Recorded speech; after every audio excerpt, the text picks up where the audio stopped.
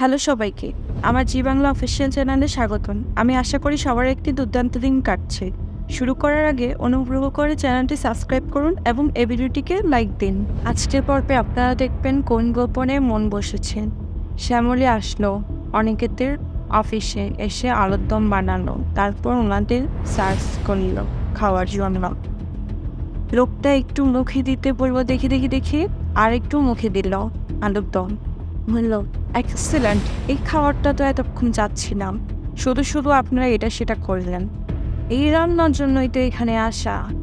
Shyamoli bike থেকে হাসি উঠল। অনিকেতের বাবা বলল, না আসলে ও তো আমাদের এখানে কাজ করে না, এই জন্য ওকে খুঁজে আনতে একটু দেরি হলো।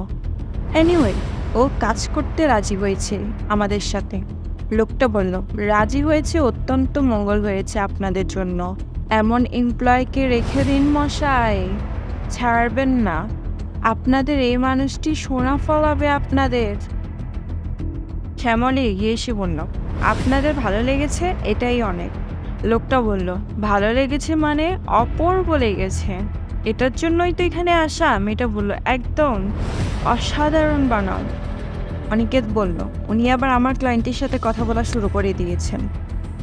অনিকেত বাহিরে গিয়ে শ্যামলীর হাত ধরে বলল, এদিকে আসো। অনিকেতের বাবা বলল, আমি একটু আসছি। উনিও বের হয়ে আসলো। তিশা অরুণকে বলল, একটা সিম্পল আলুর দমে বেশি বাড়াবাড়ি হয়ে গেল না? এরপর তো মনে হচ্ছে শ্যামলীর মাটিতে পাই পড়বে না। এইদিকে অনিকেত শ্যামলীকে বলল, আপনাকে এত কথা বলতে কে বলেছে শ্যামলী? তখনই অনিকেতের বাবা এসে বলল, অনি ওয়েট। বলল, শ্যামলী, তোমার বানানো আলুর দমই ওনারা পছন্দ করেছেন, এখানে তোমাকেই রান্না করতে হবে। তুমি কি রান্না করতে পারবা? 150 লোকের রান্না তুমি একা হাতে পারবে তো? শ্যামলী বলল, হ্যাঁ পারবো। অনিকেত বলল, না ভেবেছেন তো বলুন, ধুম করে পারবো বলবেন না। না আমি পারছি না সেটা কিন্তু হবে না, বাবা কিন্তু কথা দিয়েছে। শ্যামলী বলল, শ্যামলী নিজের কথা দিলে সে কথা রাখতে জানে। আমি যখন বলেছি আমি রান্না করে দেবো, তার মানে আমি রান্না করে দেবো। অনিকেত বলল, মুখে বড় বড় কথা। অনিকেতের বাবা বলল, শ্যামলী থ্যাংক ইউ, এত কিছুর পরেও যে তুমি রাজি হয়েছো কাজটা করতে, এই জন্য অনেক অনেক থ্যাঙ্কস। শ্যামলী বলল, না বড় মামু, এভাবে আমাকে ধন্যবাদ দিবেন না। শ্যামলী বলল, স্যার আপনাদের একটা কথা বলার আছে। আমার নামে তো অনেক অভিযোগ আসে, আমি নাকি সব গন্ডগোল পাকিয়ে রাখি আর গন্ডগোল লাগিয়ে নিজের নাম কিনি। এখানে যে ওনাদের অন্য কোনো আলুর দমের স্বাদ পছন্দ হয়নি, এটা কিন্তু আমার কোনো হাত ছিল না। ওনাদের আমি চিনিও না, কোনো কালে দেখিও নি। যদি আপনাদের মনে সন্দেহ জেগে থাকে তাহলে ওনাদের একবার জিজ্ঞেস করে নিন। অরুণ এগিয়ে এসে বলল, বড় মামা দেখেছো ওর সাহস কতটুকু? অনিকেত বলল, ছেড়ে দে ওর। অনিকেতের বাবা বলল, ছেড়ে দাও, চলো ভিতরে চলো। ভিতরে এসে বসতে লোকটা বলল, ও ভালো কথা। সূর্যকান্ত বাবু, আমার বৌমা কিন্তু অত্যন্ত সাংস্কৃতিক মানুষ, তাই বলছিলাম কি কাল যদি একটা কালচারের প্রোগ্রাম হতো। দিশা বলল, আচ্ছা আমরা একটা ভালো কাজ করতে পারি, আমরা একটা ক্লাসিক্যাল মিউজিকের প্রোগ্রাম করতে পারি। অনিকেতের বাবা বলল, আচ্ছা অনি, আমি তো তখন ওনাদের সাথে বললাম না, তুই যে ধুম করে বলে দিলি কবিতা পাঠের কথা, তো তোর চেনা কবি কে আছে? অনি বলল, তিস্তা। অনিকেত বলল, বাবা তিস্তা খুব ভালো কবিতা লিখে। অরুণ বলল, কিন্তু অনেক তুই ভালো করে ভেবে দেখ, মানে তিস্তা এত বড় একটা প্রোগ্রামকে একা হ্যান্ডেল করতে পারবে? অনিকেত বলল, কেন পারবে না, অবশ্যই পারবে। বাবা আমি তাহলে ওনার বাড়িতে গিয়ে ওনাকে ইনভাইট করে আসছি। তাহলে আমি যাই, আমি কি ওনাকে ইনভাইটটা করে আসছি আমি। অনিকেতের বাবা বলল, তাহলে আমিও যাই। অরুণ তৃষা মাথা নাড়ালো। অরুণ হেসে বলল, এই অনেক কি পাগলামি শুরু করছে তৃষা?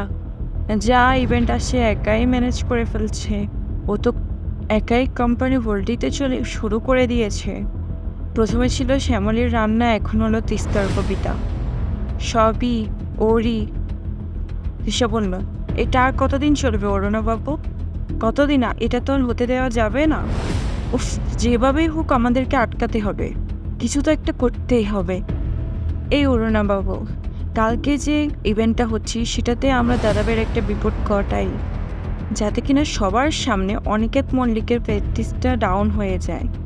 শোনো অরুণ, এই অনিকেতের মল্লিকের যেভাবেই হোক ব্যবসা থেকে আমাদের সরাতে হবে। এইদিকে শ্যামলী বলল, জানো ঠাম্মি, স্যার না শেষমেশ কথাই আমার সাথে পারলো না। তখন আমার হাত ধরে টানতে টানতে নিয়ে চলে এলেন। বড়বাবু আমাকে নিজের মুখে বলেছেন আলুর দম রান্না করতে। ঠাম্মি বলল, এই তো শ্যামলীরই জয়। এই ভেবে একদিন শ্যামলী এই সংসারে মন জয় করে নেবে। এদিকে অনেকে তো আসলো তিস্তার বাড়ির সামনে। শ্যামলী বলল, কিন্তু একটাই সমস্যা, স্যারের মুখে সারাক্ষণ আমি হাসি দেখতে পারি না, কিন্তু তিস্তাকে দেখলে সারাক্ষণ এই কইরা থাকে। তখনই অনিকেতের ফোন আসলো শ্যামলীর ফোনে। ধরে বলল, হ্যাঁ। অনিকেত বলল, একটু বাইরে আসবেন, আমি অপেক্ষা করছি আপনার বাড়ির সামনে। বলল, আসছি। বলে শ্যামলী হাঁটা দিতে লাগলে প্রিয় বললে, এই কই যাও? শ্যামলী বলল, স্যার বাইরে অপেক্ষা করছে। এবার বললো, এটা তো তিস্তার ফোন। থামে বললে, এই অনিকেত বাহিরে অপেক্ষা করছে মানে তিস্তার বাড়ির সামনে অপেক্ষা করছে। প্রদীপ বলল, মানে সেই ওই ভবানীপুর কুকুরওয়ালা বাড়িটা? এদিকে অনিকেত সে বাড়ির সামনে দাঁড়িয়ে গড়বড় করছে। সে একই, এত লেট, তিস্তা এত লেট করে কেন কি জানি। অনিকেত ভাবতে লাগলো। অনিকেত তিস্তাকে আবার কল দিল। শ্যামলী কল কেটে দিল। এদিকে অনিকেত বারবার কল দিচ্ছে আর শ্যামলী বারবার কল কেটে দিচ্ছে। শ্যামলী বলল, আমি কল ধরে কি বলবো, দূর বাবা। এদিকে থামে বলতেছে, না না, এভাবে বাড়ির বাহিরের দাঁড় করিয়ে রাখাটা ঠিক হচ্ছে না। বাড়ির কেউ বাহিরে বেরিয়ে আসতে পারি। এক কাজ করো, ফোনটা করো তো তুমি, কোথায় কোথায় ব্যস্ত রাখো, দেখছি আমি বাকিটা। শ্যামলী বলল, আমি ফোন করতে পারবো না, থামলেই যদি আমি ধরা পড়ে যাই। প্রদীপ বলল, শ্যামলী তুমি এত চিন্তা করো না, তুমি ফোনটা করো। তখনই আমি মেয়েটাকে অনেকে জিজ্ঞেস করতে যাবে, তখনই অনেকেদের ফোনে কল আসলাম। বলছিলাম কি, ফোনটা কেটে গেল তখন। শ্যামলী অনিকেত বলল, আমি তো আপনার বাড়ির সামনে দাঁড়িয়ে আছি। আপনি কোথায়, আপনি আসছেন বললেন?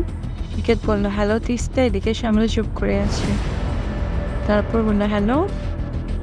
তিস্তা বলল, বলুন। তিস্তা বলল, আসলে আমি না বাড়িতে নেই।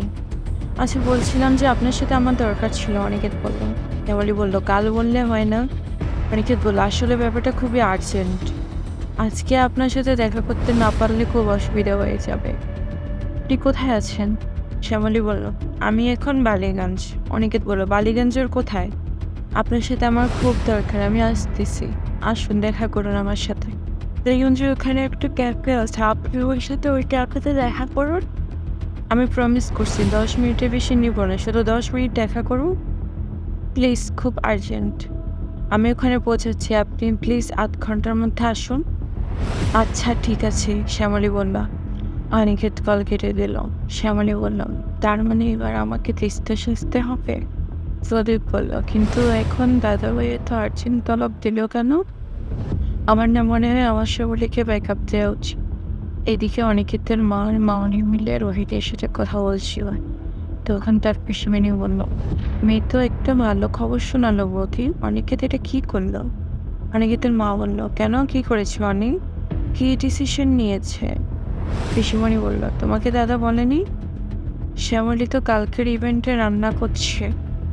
অনিকেতের মামনি অনিকেতের বাবাকে জিজ্ঞেস করলো, সূর্য এটা কি সত্যি? কি হলো সূর্য, চুপ করে আছো কেন? এখন কি হবে, মেনে নিতে পারবে শ্যামলী রান্না করা? দেখতে থাকুন, পরিবর্তনের মন ভেসেছে। চোখ রাখুন আমাদের জি বাংলা অফিসিয়াল চ্যানেলে। ধন্যবাদ। ভিডিওতে লাইক, কমেন্ট এবং চ্যানেলে সাবস্ক্রাইব করতে ভুলবেন না।